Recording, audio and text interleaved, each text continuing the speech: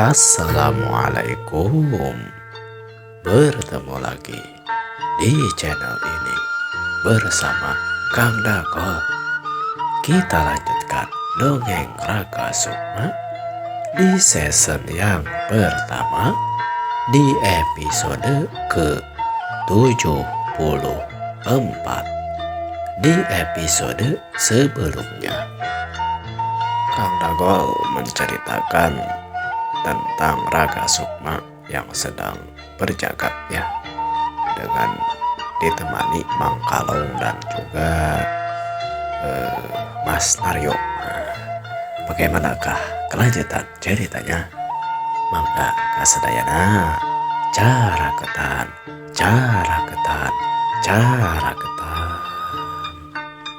Kemudian Raka Sukma dan si Abah Rencang menuju ke rumahnya si Abah Rencang untuk mulai berjaga, karena memang tugas mereka berjaga di sekitaran di depan rumah yang menjadi pos penjagaan, ibaratnya adalah rumahnya si Abah Rencang.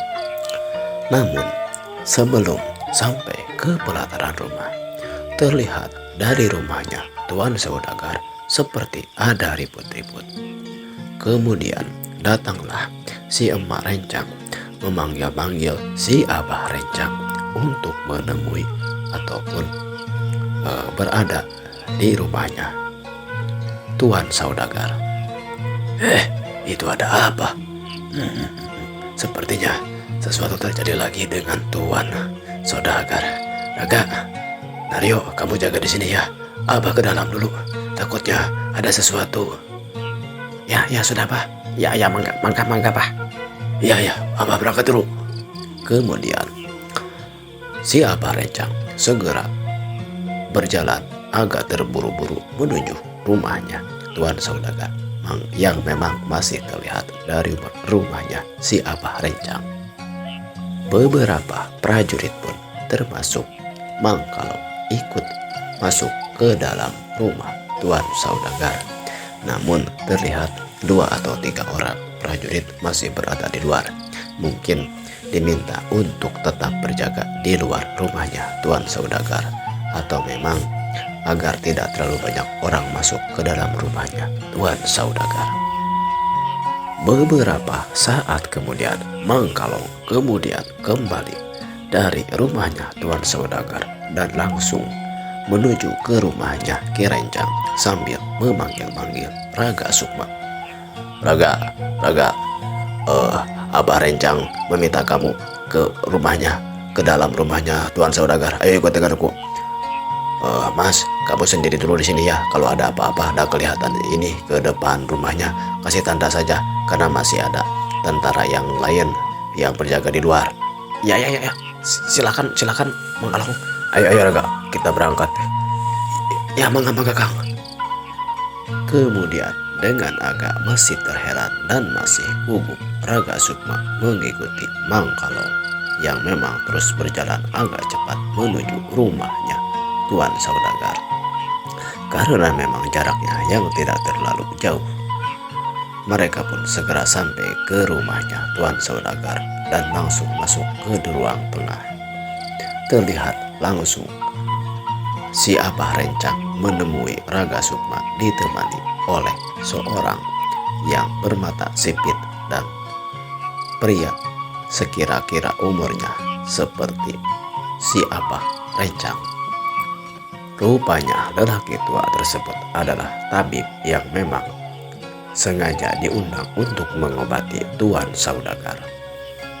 Nah, ini kita tabib, orang yang menolong Tuan Saudagar untuk memuntahkan lagi racun yang menurut Anda juga menyangka bahwa Tuan Saudagar ini keracunan. Jadi ini anaknya. Ini masih muda sekali, tapi tidak apa-apa. Mungkin karena ilmu tidak muda tidak tua, kita bisa saja memiliki ilmu, apalagi ilmu pengobatan. Begini anak muda, Abah mau bertanya, bagaimana kamu tahu bahwa ini orang Tuan Saudagar ini memang keracunan? Oh, saya bingung juga menjawabnya. Katakan saja nanti supaya saya bisa tahu bagaimana cara mengobatinya. Ya Raga, kasih tahu saja apa yang harus, apa racun apa, dan bagaimana kamu mengetahui. Kalau saya mah dulu gini, melihat dari ciri-cirinya seperti bibirnya biru, kemudian tubuhnya juga kebiru-biruan, dan juga pokoknya banyak ciri-cirinya. Jadi saya beranggapan bahwa beliau keracunan, dan kemudian saya berusaha untuk mengeluarkan racun dan memberikan ramuan. Saya juga sudah tahu ramuannya.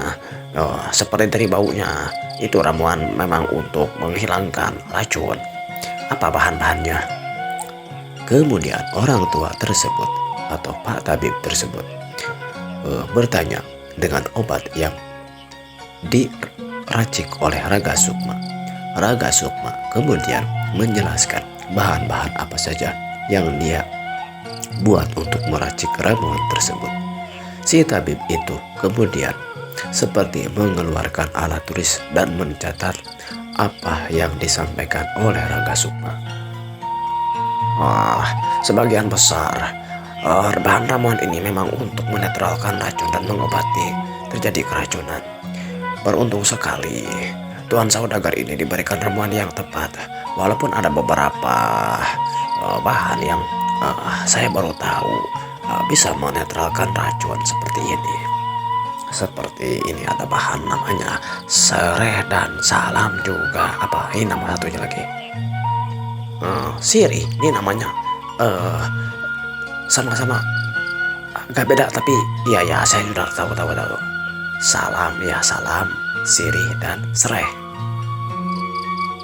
Ada bahan-bahan yang lainnya juga. Ini kamu belajar pengobatan ini dari siapa? Saya belajarnya dari si Nini saya, ma saya. Saya harus bertemu dengan dia, atau paling tidak bisa belajar lebih banyak. Ya, ini nih, kita langsung aja ke pokoknya. Racun yang terkena kepada Tuan Saudagar ini tidak bisa dijelaskan dan belum saya kenali.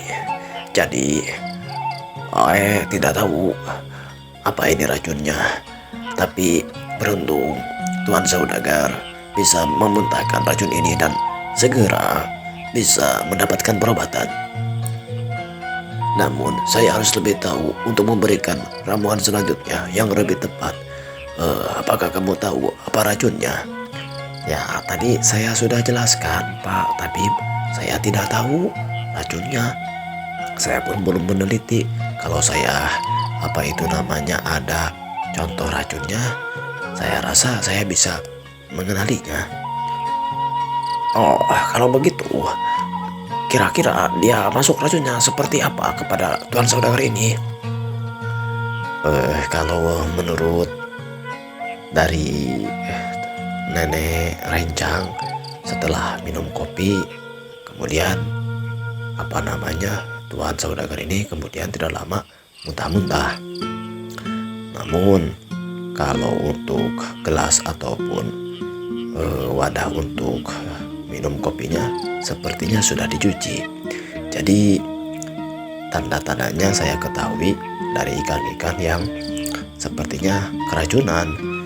Wah, ikan saja ini bisa sampai keracunan di kolam belakang ya? Iya. Padahal airnya cukup banyak, cukup besar kolam tersebut. Ikan saja sampai keracunan. Apalagi ini tegukan oleh seorang Tuan Saudagar, manusia biasa pasti. Namun kita harus lebih tahu lagi apa yang terjadi dengan Tuan Saudagar ini. Apalagi beliau ini sekarang jadi sasar, jadi banyak berhalusinasi, ditambah demam yang tinggi. Sepertinya memang ada racun yang belum keluar sepenuhnya, dan ini akan sulit sekali kalau tidak dibedah. Kalaupun dibedah ini belum tentu belum tentu bisa sembuh. Perlu ada penetral racun yang lebih kuat lagi. Mungkin kamu anak muda bisa memberikan jalan keluar ataupun memberikan ramuan yang lainnya. Kalau begitu dicoba lagi saja dengan ramuan yang sama. Semoga saja ini akan menambah kekuatannya. Tapi sebenarnya ramuan tersebut hanya bisa diberikan kalaupun tadi sore hari, paling di tengah malam. Saya takutnya Tuan Saudagar tidak kuat. Karena kalau memang diberikan lagi ramuan tersebut kepada Tuan Saudagar, nanti istilahnya dosisnya, takarannya akan sangat kuat kepada Tuan Saudagar. Jadinya nanti bukannya menyembuhkan, malah memberikan efek yang lebih parah lagi. Memang dalam hal pengobatan ada yang seperti itu. Paham. Tapi kalau boleh diizinkan ini Kirencang, saya mau pergi kepada si Bapak Dukun yang tadi mengobati. Emangnya ada apa, Raga? Mungkin beliau bisa mengetahui apa yang terjadi kepada Tuan Saudagar. Kamu anak muda, jangan berpikir yang macam-macam. Sudah jelas Tuan Saudagar ini terkena racun. Kenapa kamu mau menemui seorang dukun? Begini Tuan, Tuan tabib atau dan juga Abah, saya rasa si Abah dukun juga memiliki pengetahuan tentang apa yang terjadi dengan Tuan Saudagar ini. Jadi saya rasa saya harus berbicara dengan si Abah dukun ini. Begini saja Tuan Tabib, bukannya saya tidak mau memahami pemikiran Tuan Tabib. Hanya saja kalau dalam keadaan seperti ini, apapun solusi atau jalan keluar, kalau memang masuk akal dan juga bisa membantu untuk kebaikan Tuan Saudagar, saya rasa patut dicoba. Jadi mohon maaf, saya akan meminta Raga Sukma dan juga Mang Kalong mungkin pergi ke rumahnya si Abah Dukun. Bagaimana Kang Kalong sanggup mengantar Raga Sukma ke rumahnya si Bapak Dukun? Iya. Mangga. Sekarang juga siap. Ya sudah, Raga Sukma, silakan kalian berdua pergi. Ya, terima kasih, Kang. Iya, saya segera pergi. Mendengar keputusan Raga Sukma tersebut, terlihat si Bapak Tabib agak tidak setuju dan pergi meninggalkan Abah Rencang, Raga dan juga Mang Kalong. Sedangkan si Abah Rencang menegaskan lagi bahwa Raga Sukma disilahkan untuk segera pergi menemui si Abah Dukun dengan diantarkan oleh Mang Kalong. Kemudian dengan segera Mang Kalong mengeluarkan 2 ekor kuda. Syukurnya Raga Sukma memang bisa. Beruntungnya Raga Sukma sudah bisa mengendalikan atau mengendarai kuda. 2 ekor kuda yang dikendarai oleh Mang Kalong dan juga Raga Sukma melesat menuju keluar rumah Tuan Saudagar sampai keluar perkampungan atau keluar kota menuju kampungnya si Abah Dukun. Rumah si Abah Dukun terletak memang agak jauh dari pusat kota sampai menuju perkampungan yang kecil dengan sepi penduduk. Namun karena petunjuk dari yang diantarkan langsung bahkan oleh Mang Kalong ini, sehingga waktu tidak terlalu lama, sekitar 30 menit mereka sampai di rumahnya si Abah Dukun. Setelah sampai, segera saja Mang Kalong mengetuk pintu dan meminta izin untuk masuk kepada yang punya rumah ataupun si Abah Dukun. Karena memang Mang Kalong ini sudah dekat dan sering menemui si Abah Dukun. Intinya si Abah Dukun sudah mengenali Mang Kalong. Segeralah Mang Kalong dipersilahkan untuk masuk.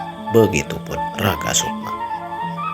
Setelah sedikit bertanya kabar dan ngobrol-ngobrol tentang keadaan Tuan Saudagar dan juga keadaan di rumahnya, si Abah Dukun ini kemudian Mang Kalong berkata, "Begini Abah, ini Raga Sukma mau bertanya kepada Abah. Katanya ingin mengetahui apa sebenarnya yang terjadi dengan Tuan Saudagar dari pandangan Abah." "Bukan begitu Raga Sukma, tapi supaya lebih jelasnya silakan kamu berbicara sendiri saja kepada Abah Dukun." Ya, terima kasih Mang Kalong. Ya sebenarnya Abah maaf, maksud saya sudah disampaikan juga tadi oleh Mang Kalong. Saya juga ingin mengetahui pandangan Abah tentang apa yang terjadi dengan Tuan Saudagar. Sebenarnya Abah tidak ingin membicarakan lagi masalah apa yang terjadi dengan si Abah, si Tuan Saudagar itu. Karena pihak Tuan Saudagarnya sepertinya tidak mempercayai Abah, malah mempercayai tabib dan pengobatan yang katanya ada anak muda yang memberikan pengobatan yang menganggap itu sebuah racun, bukan masalah warjit ataupun santet. Walaupun memang kalau menurut Abah itu bukan warjit dan santet, tapi bukan juga sekedar racun, walaupun memang Abah rasa itu adalah diracuni. Mendengar hal tersebut, Mang Kalong kemudian memandang Raga Sukma. Dalam pikiran Mang Kalong, dia berpikir memang Raga Sukma bukan anak muda yang sembarangan. Bahkan dia sudah bisa menebak apa yang sebenarnya terjadi. Tapi menemui si Abah ini untuk meyakinkan bahwa anggapannya memang sesuai dengan pemikiran juga si Abah. Ya, saya paham juga begini Bah. Kalau Abah tahu, ya pasti juga Abah tahu bahwa keluarganya Tuan Saudagar memang berpikirnya lebih realistis, lebih bisa dimasuk akal. Jadi mungkin mereka berpikirnya apa yang dimengerti. Dan sebagian kita sebagai manusia berpikirnya sama Bah. Kalau Abah melihat sesuatu dengan pandangan, dengan cara pikir Abah, saya juga memandang sesuatu dengan cara pikir saya. Atau orang kebanyakan memandang sesuatu dengan cara pikirnya masing-masing. Artinya kita harus menghormati pendapat dan pemikiran seseorang dalam menilai suatu perkara. Ternyata kamu anak muda yang pandai bicara dan punya pemikiran yang dalam juga. Ya, kalau begitu, apa yang kamu ingin tanyakan?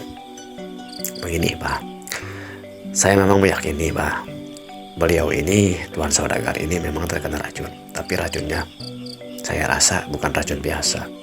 Racun yang sepertinya ada unsur magisnya juga, ada unsur istilahnya ilmu gaibnya juga. Boleh dibilang racunnya dicampuri dengan ilmu tentang sihir dan juga ilmu kebatinan gitu.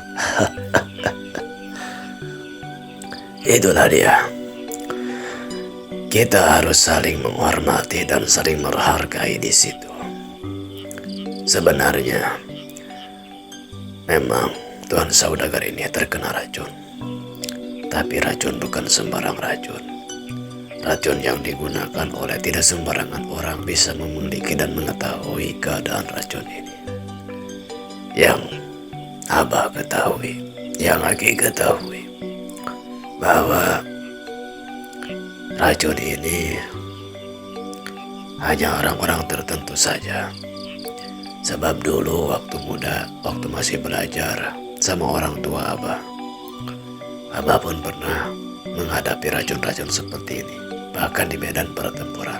Wah, di medan pertempuran Bah? Bagaimana maksudnya Abah? Ini, sebenarnya Abah berasal dari Kekadipaten Nan Salanagara yang terletak di Kerajaan Mandaranagara. Jadi boleh dibilang Abah ke sini ya umara lah ataupun merantau juga. Namun Abah menikah dengan orang sini dan ya namanya juga orang hidup lah. Nah, waktu di perkampungan Abah, ketika waktu Ki Gajah Ireng masih melaksanakan tujuannya ataupun cita-citanya untuk meluaskan kekuasaan Sanganagara ke seluruh Nusantara. Beberapa kali terjadi pertempuran, dan di antara pertempuran tersebut ada yang disebut senjata gaib. Senjata gaib yang dimaksud adalah mungkin banyak prajurit mengatakannya seperti santet ataupun ilmu-ilmu kebatinan, ataupun ya ilmu guna-guna yang ditujukan kepada para tentara. Namun sejauh yang Abah ketahui, dan juga waktu itu kakeknya, ya si Aki lah, orang tuanya Abah dulu yang mengajari Abah ilmu yang seperti ini. Beliau mengatakan ini adalah sepertinya sebuah racun yang dibarengi dengan ilmu kebatinan. Tapi dalam artian bukan ilmu kebatinan, ilmu gaib. Hanya saja racun yang digunakan adalah racun yang sudah jarang diketahui oleh banyak orang. Hanya orang-orang tertentu yang masih memiliki dan mengetahui tentang jenis, cara pengobatan, atau cara membuat racun seperti ini. Tapi kalau yang Abah tahu juga, tabib yang berada di rumah Tuan Saudagar yang tadi sore Aki ketemu, dia juga bukan tabib yang asal tabib. Dia mengetahui ilmu pengobatan yang secara herbal yang cukup dalam. Kalau ditambah dengan pengetahuan Aki yang juga mengetahui ya sedikit banyak tentang hal ini, mungkin akan bisa memberikan ramuan yang tepat. Tapi kalau menurut saya harus hati-hati juga. Takutnya Tuan Saudagar tidak kuat meminum suatu obat. Oh iya tentu. Karena walaupun Abah mendalami tentang ilmu ilmu kebatinan, ilmu warajit, ilmu santet, Abah juga tidak menutup pengetahuan tentang pengetahuan ilmu pengobatan secara herbal ini, secara alamiah. Jadi kamu jangan khawatir. Ini aja, untuk malam ini mungkin Tuan Saudagar akan bisa bertahan. Kalau sampai pagi, Abah bisa jamin. Tapi kalau sampai siang hari, Abah tidak bisa jamin, karena kekuatan manusia ada batasnya. Apalagi racun ini memang sudah masuk ke dalam tubuh Tuan Saudagar. Tapi Abah akan bisa berusaha untuk ya minimal memperpanjang waktu, kesempatan untuk menghambat racun tersebut sampai terus menular, menjalar, sampai menyerang organ-organ vitalnya Tuan Saudagar. Tapi syaratnya memang harus dipadukan antara pengobatan yang ahli herbal dan juga ya ilmu-ilmu tentang kanuragan dan juga kebatinan. Namun harus diketahui racun ini jenisnya apa dan cara mengobatinya seperti apa. Maksud Abah gimana? Saya kurang ngerti. Ya karena pengetahuan kita kurang untuk mengetahui racun ini, jadi Abah belum bisa mengobati, hanya saja mungkin menghambat penyebarannya saja. Dan itu pun kalau dibantu oleh si Abah tabib yang sebelumnya. Namun harus ada seseorang yang mencari tahu apa itu penyebab atau racun yang digunakan oleh yang sampai menyeranglah gitu kepada Tuan Saudagar ini. Jadi ini Mang Kalong sama Abah kita kembali ke rumahnya Tuan Saudagar. Sedangkan kamu Raga, Abah utus untuk mencari tahu dan harus bisa sampai tahu menjelang pagi hari, sehingga sebelum siang hari kita sudah bisa mengobati Tuan Saudagar. Jadi saya harus mencari tahu dulu racun jenis apa yang harus yang sudah diserang atau dimasukkan ke dalam tubuhnya Tuan Saudagar, isi kata seperti itu. Lalu kemana saya harus mencari tahu? Abah dengar di gunung Gunung Kucubung. Ada yang disebut namanya Ki Kucubung. Apakah kamu tahu Gunung Kucubung? Aduh, saya kurang tahu. Saya juga baru di sini. Bagaimana? Kalau apakah kamu tahu? Oh, saya tahu, Pak. Oh, Pak. Kalau begitu, antarkan dia ke Gunung Kucubung dan cari orang yang bernama Ki Kucubung. Kamu jangan bertanya. Abah yakin kamu tahu caranya, bagaimana cara menemui Tuan Kucubung tersebut, Raga. Bagaimana caranya? Kamu cari tahu saja sendiri. Kita punya waktu sedikit. Jadi, rencana Abah yang mau mengutus kamu, Raga, sendiri. Karena kamu tidak tahu Gunung Kucubung, kamu akan diantar oleh Mangkalong. Biarkan Abah sendiri saja ke rumahnya Tuan Saudagar. Di belakang rumah juga Abah memiliki kuda untuk bepergian untuk semua seperti ini. Ya sudah, karena kita memang sangat dikejar-kejar oleh waktu dan kondisi. Takut-takutnya Tuan Saudagar ini tidak terselamatkan. Kita segera melaksanakan tugas masing-masing. Abah akan pergi lagi ke kota untuk melihat keadaan Tuan Saudagar. Dan kalian berdua cepat temui yang disebut Ki Kucubung di Gunung Kucubung.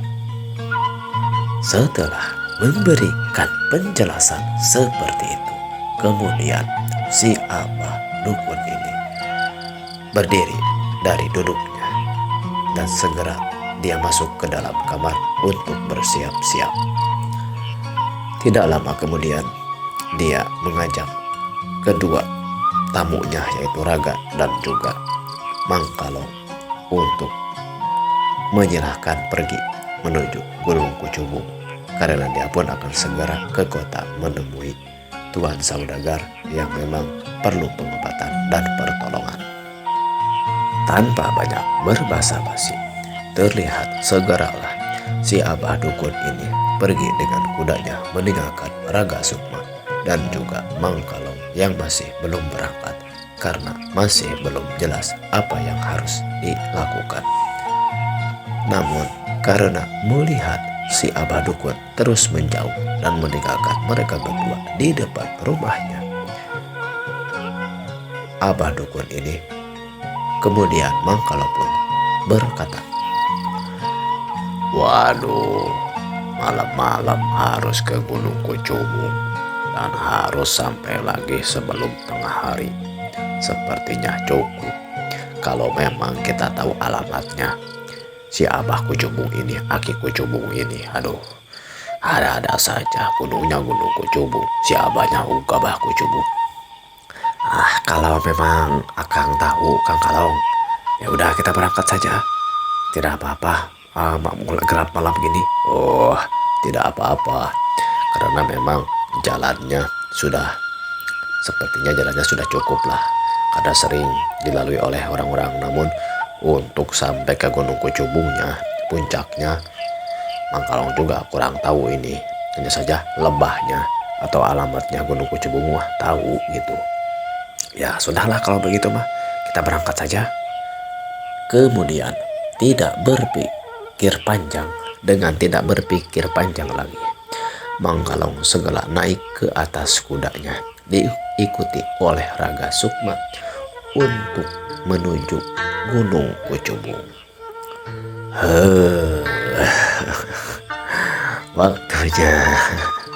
Waktunya sudah cukup untuk episode kali ini. Bagaimanakah kelanjutan ceritanya? Silakan disaksikan saja di episode selanjutnya.